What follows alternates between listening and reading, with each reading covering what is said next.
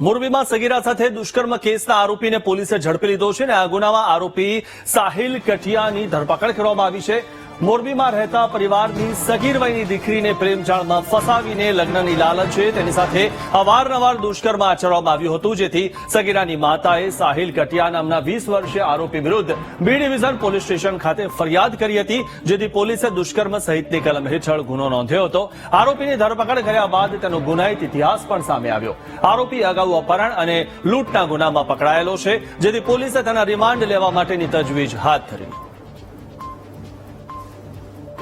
B division post ખાતે આ કામના ફરિયાદીશ્રીએ આવીને પોતાની સગીર વયની દીકરી સાથે આ કામના આરોપીએ લગ્ન કરવાની લાલચ આપી અને બદકામ કરેલ હોવાની ફરિયાદ જાહેર કરેલ હતી, જે કામે વિગતવાર ગુનો દાખલ કરવામાં આવેલ હતો।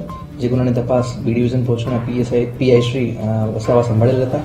જે ગુનાની ગંભીરતાને ધ્યાને લઈ અને બી ડિવિઝન પીઆઈ તથા તેની ટીમે આ કામના આરોપી સાહિલ ઇલિયાસભાઈ કઠિયા મિયાણા ઉંમર 20 રહે વિસીપરા નાઓને તાત્કાલિક અટક કરી તેમના રિમાન્ડ મળી આગળની તપાસ તજવીજ હાથ ધરેલ છે।